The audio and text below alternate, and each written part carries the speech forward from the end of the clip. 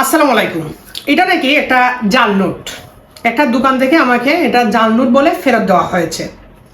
এখন এটা জাল নোট জানার পরেও যদি আমি এটা ব্যবহার করতে চাই আসল বলে, বা এটা জাল নোট জানার পরেও যদি আমি আসল বলে এটা দিয়ে কোনো কিছু কিনতে চাই বা এটা কোনো দোকানে গিয়ে চালাতে চাই, তাহলে সেটা হবে একটি শাস্তিযোগ্য অপরাধ। তবে একজন দোকানদার এটাকে জাল বললেই তো জাল হয়ে গেল না। এখন প্রশ্ন হচ্ছে, একটা নোটকে জাল বলে কে ঘোষণা করতে পারে? একটা নোটকে জাল বলে ঘোষণা করতে পারে বাংলাদেশ ব্যাংকের কারেন্সি অফিসার অথবা তার কোনো প্রতিনিধি।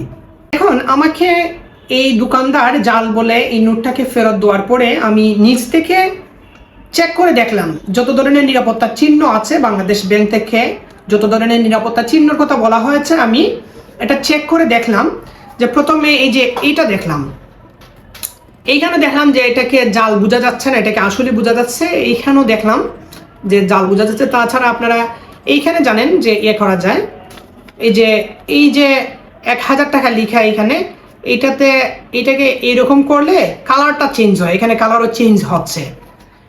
এরপরে এই যে এইখানে একটা জলছাপ দেখা যায় বঙ্গবন্ধুর, এইটাও দেখা যাচ্ছে। তাছাড়া এখানে নিচে এই জায়গায় 1000 টাকা লেখা একটা জলছাপ আছে।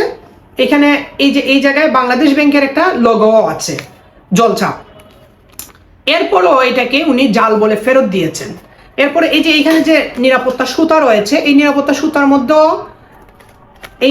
সুতার মধ্যেও বাংলাদেশ ব্যাংকের লোগো এবং 1000 টাকা লেখা আছে। এছাড়া আপনারা জানেন যে মোবাইল দিয়েও ছবি তুলে একটা নোট জাল নাকি আসল এটা চেক করা যায়। এই যে এই জায়গার একটা ছবি যদি তুলেন মাইক্রো লেন্স ব্যবহার করে, আর মাইক্রো লেন্স ব্যবহার করে ছবি তুলে আপনি যদি এটা জুম করেন এইভাবে দেখতে পারবেন যে এখানে অসংখ্যবার বাংলাদেশ ব্যাংক লেখা রয়েছে ইংরেজিতে।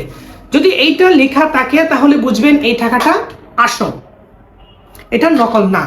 তারপরেও আমি এই সব কিছু চেক করার পরে আমি গেলাম, আজকে যেহেতু শনিবার সব ব্যাংক বন্ধ, আমি ডাচ বাংলা ব্যাংকের ফার্স্ট ট্র্যাকে গেলাম। ফার্স্ট ট্র্যাকে শনিবারেও একজন অফিসার থাকেন, ওনাকে দেখাইলাম যে এই নোটটা আসল নাকি জাল, আপনি একটু চেক করে দেখেন। আমাকে একজন দোকানদার এটা ফেরত দিয়েছে জাল বলে।